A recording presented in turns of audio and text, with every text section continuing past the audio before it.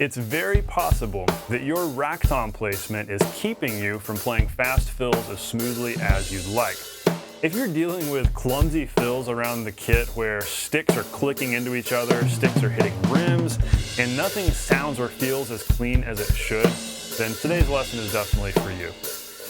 Without finding your perfect rack tom placement and getting your drums positions optimized for your body, you're going to struggle to play fills confidently, smoothly, and musically around the kit.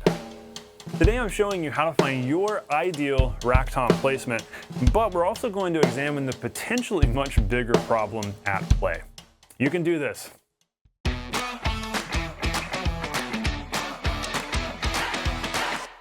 Hey, welcome to the Non-Glamorous Drummer. So glad you're hanging out today. I help self-taught beginner drummers know what to practice so that they can nail songs and be able to sound awesome with a band and become that drummer that other people want to jam with.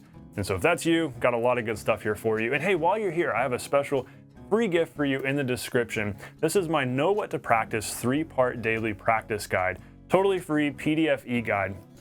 It's going to help you tremendously, especially if you're a beginner just starting out. Even if you're more intermediate, this is going to help you organize your practicing a lot, because what this guide does is it breaks all of drumming down into 3 main categories. And if you work on each of those 3 things, a little bit of this each day, a little bit of this each day, a little bit of that each day, your practicing is balanced, well-rounded, productive, and you grow so much quicker, leaving no holes, leaving no gaps in your playing, and you're able to really get toward drum mastery a lot more quickly. Even if you just got 30 minutes a day, even if you feel like you don't have a lot of natural talent, this is such an easy, quick win for you. Go grab that PDF guide. You're going to have a lot of fun working through it. All right, on with today's lesson.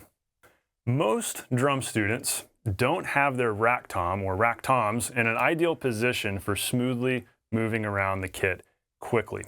Now, by the way, today I'm specifically talking about this rack tom, your smallest rack tom that you've got right here adjacent to your snare. But a lot of what we're talking about here can also apply to another rack tom that you've got over here toward this side, because you're probably going to run into the same problems there as you will with this one. But today's lesson especially applies to you drummers who are doing the one up, one down setup, where you've got your one rack tom here and your floor tom right here. So tell me if you can relate to this predicament. A student in my paid membership community recently asked me about how to deal with a large, deep rack tom that he just could not get positioned where he wanted it because it kept moving, it kept bumping into the kick drum. And so if he lowered it, if he got it low enough where it was down close to the snare, it was way too far over here to the left because of the kick drum. And then if he moved it farther to the right where he wanted it so that he could, flow around the kit and not have a rack tom way off here in the corner, well, then it was too high because of the kick drum. So this is such a common predicament, and it's, setting up a drum set ideally is kind of like putting together a puzzle sometimes. And it's always a story of compromise and figuring out, okay, do we want this or do we want that? Sometimes it's tricky. Sometimes it's just not a straightforward thing. But I'm going to give you some tips today to hopefully help you with this. And we're also going to go a little bit deeper into what that potentially bigger problem might be. But here's where we're going with this. Here's kind of our core thing we're getting at today. How high you sit is actually the biggest factor determining where you can place your rack tom. Sit higher, have more flexibility with placement. Just think about that logically. If, let's say you've got, a big 24-inch kick and you're struggling because your rack toms are always too high, well, if you can sit higher, that means you can then raise up your floor tom, raise up your snare, and now relative to that, those rack toms aren't quite as high anymore. And that was a big solution for me early on because I was always sitting too low, especially for my height. I'm 6'4". And I started to realize over time, I really need to sit higher. That's going to help my legs. And as I sat higher, well, that also gave me the ability to actually get my rack toms where I wanted them, even on larger kits with 22 or 24-inch kick drums. And so I was able to finally start to position things the way I wanted to simply by sitting higher. So let's get super practical here. Let's make sure your rack tom is not hindering your navigation around the kit, because remember, rack tom placement here is the means to an end, the end being to flow around the kit and not jab into things. Because what happens when a rack tom is too high, we're playing and it's like we stab something. When we're trying to move forward, we stab the rack tom, or it's so high that we're either hitting the shell or hitting the rim, and it's hard to just move up onto it. And that's kind of an awkward thing, right? It would make a lot more sense if we could have the rack tom closer to the height of the snare. So we want to be able to smoothly flow around the kit and not worry about sticks clashing or hitting rims, because if we're going to play musically and we're going to have a fun time on the drums, we need to not be worrying about silly stuff like that. So that's our goal here. That's the end to which this is the means. So 3 quick steps to go through. More of like, just some questions to ask yourself here. Step 1, is your rack tom close to your snare, almost touching, and no more than a couple inches higher? So I want you to look at mine here, and I'm actually going to move this camera around just a little bit as we're talking right here. So you can see mine and how if we look directly overhead, this right here is directly overhead, the edge of the rack tom is pretty much meeting the edge of the snare. And so it's not quite overlapping, but it's like right there at it. And if we get down here to the level of the snare, you can see how it's probably, I don't know, 2, maybe 3 inches. If we put a stick right here, you can tell.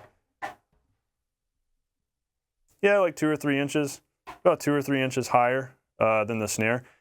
Is your rack tom at roughly that position? If not, this is step 2. If not, lower it, bring it closer until it is. Because here's the other thing, a lot of drummers have their rack toms too far away, which also makes no sense. Why would you want to have a gap here when the most common direction you're going when playing a fill from your snare is to your rack tom? That needs to be close. Now the problem is, also again, okay, I'm gonna move this camera around. Looking at my drum set here, if I have my rack tom mounted out of my kick drum right here, my GoPro keeps trying to flip the frame around. If I have my rack tom mounted off the kick drum, it would be so far away because I have to have my kick drum pretty far back to allow plenty of space for my leg because I'm tall.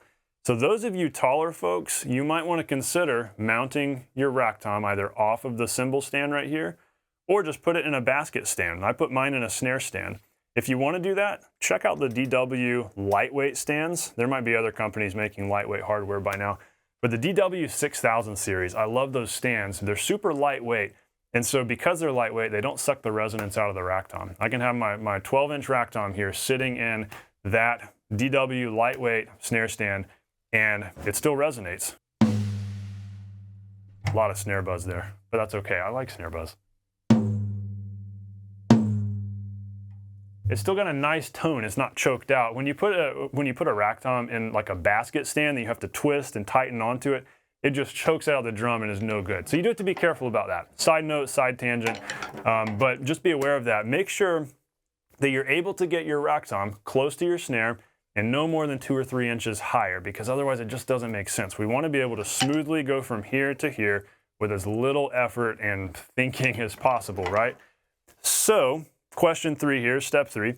If you're running into the kick drum, it's time to make some bigger changes. So if you're not able to get it closer and lower and you're running into the kick drum, then we've got to move on to some potentially bigger changes that will hopefully solve this for you.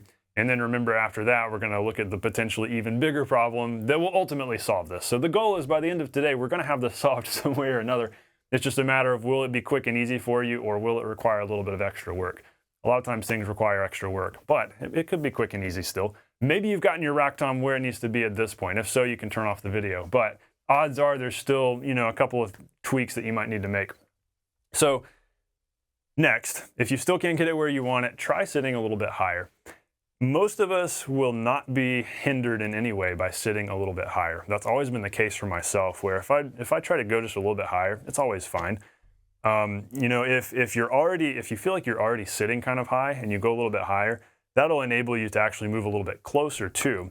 Remember that if you're playing heel up on the kick drum, you can sit closer, but you need to sit higher if you're going heel up, right? Because otherwise, if you're playing heel up and you're not sitting very high, then your knee's going to be up in the air. It kind of gets ridiculous. So just common sense. It's easier to tap your feet on the kitchen floor heel up if you're sitting on a bar stool, rather than at a chair at the kitchen table. If you're sitting at a chair at the kitchen table, it makes way more sense to tap your feet heel down. So again, just think about that logically. So odds are you're totally fine going a little bit higher. That's probably not going to hinder your feet at all. It might even make you more comfortable, even if you're playing heel down. So give that a try. Just raise your stool just an inch or so. Go in little increments and see how that feels. Remember to raise your snare as you're doing that. So then you'll find, okay, I can get my snare drum up closer to my rack tom. This is finally starting to make sense here. This is actually working. And so you'll find you have a lot more freedom of setup when you can raise everything a little bit beyond your kick drum, especially if you've got a big kick drum. But also, so I know this suggestion is easy for me to make, but harder to necessarily do. Consider switching to smaller drums. If you're in the market for a new kit and you're thinking about drum sizes, I strongly encourage you to get smaller drums. This is a 20-inch kick drum, and it's got plenty of low end. This is a 12-inch rack tom, 14-inch floor tom. These can be tuned plenty low for plenty of thunder.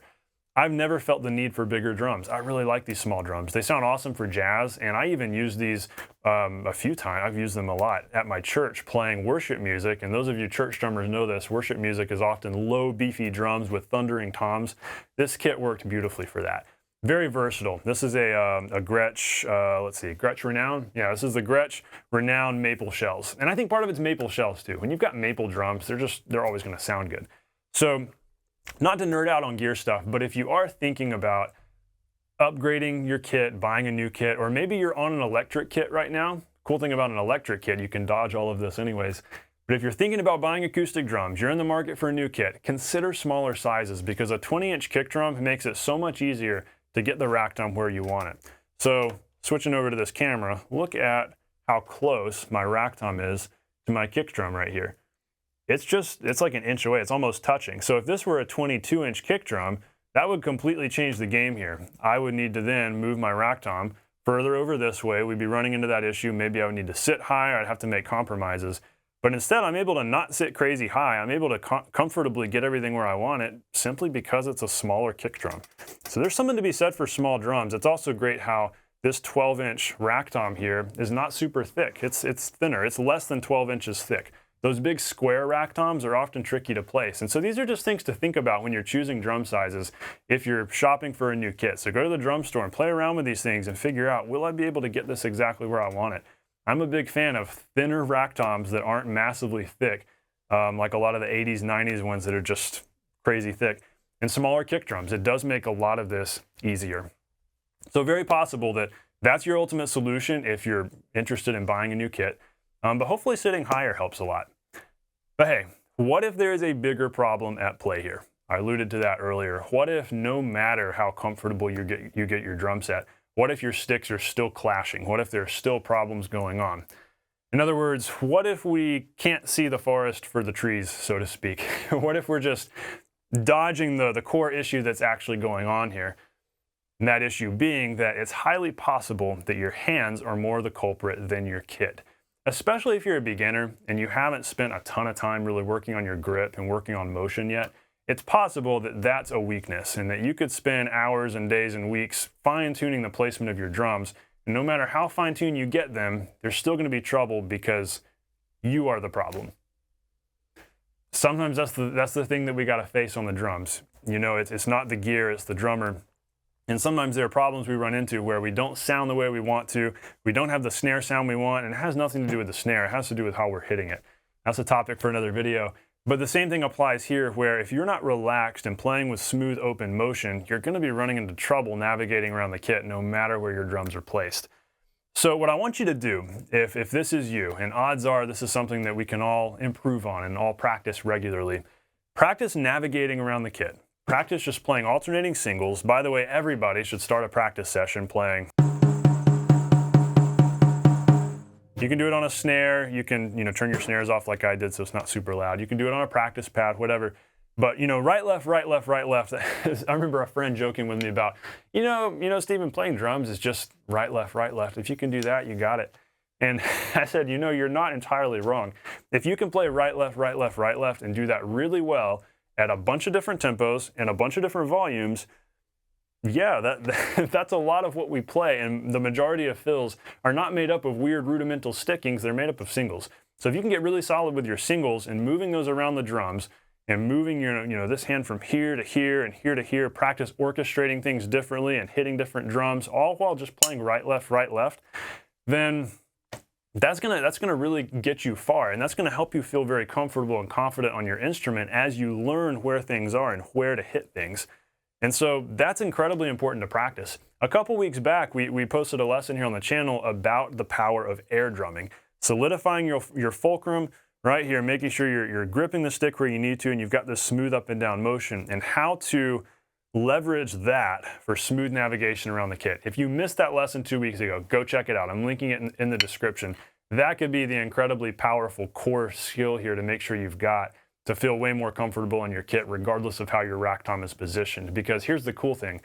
when you have your hands in motion and everything's relaxed and fluid, even if you're sitting down at somebody else's drum set that's all wacky, even if it's a a house kit and you don't have time to adjust it before you got to play, you're still going to be able to make it work because you have your sticks in motion and you're not having to like instead it's this very fluid gliding motion. So I'm not going to beat that topic to the ground. We talk about it thoroughly in that lesson from 2 weeks ago. Go check that out.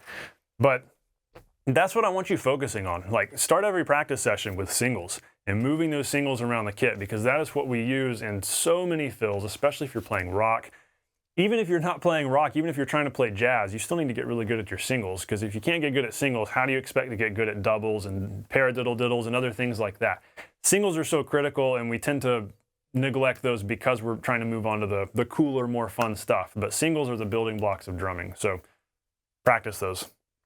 All right, so once you've done this, you're confidently and fluidly and comfortably playing around the drums. That's a huge deal. This is something to practice every day. And so thinking forward, weeks and months from now, let's say you've gotten your rack tom placement where it needs to be, your kit's feeling good, and you've been working on your singles and your grip. How is that going to feel? I mean, that's going to feel incredibly empowering and encouraging, right? The fact that you're able to just sit down and play around the kit, even if it's not super fast yet, you'll get there. How valuable would that be to you? I just want you to pause and sit and think about that for a minute and think about how awesome would it be to be able to glide around the kit effortlessly, to navigate around the kit smoothly, to play fills smoothly without worrying about hiccups, for my hands to just automatically do what they're supposed to do.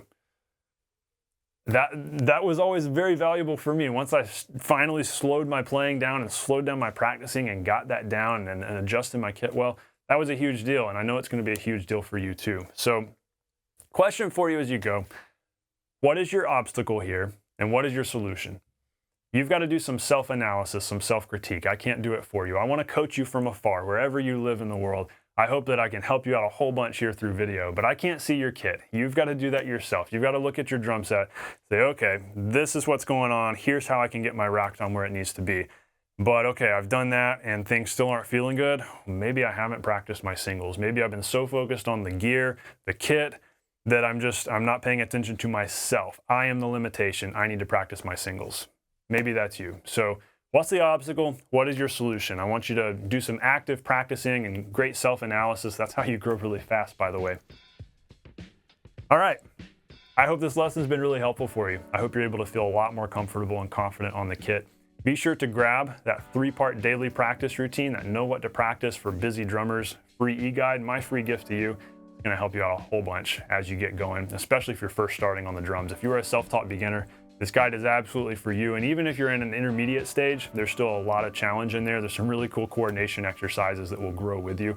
The fun thing about this guide, it's simple and it starts out very basic, but like this will provide you for months and even years worth of stuff to practice. I know it did for me. So have fun, dive in, know that you can do this. As always, stay non-glamorous. I'll see you on the next lesson.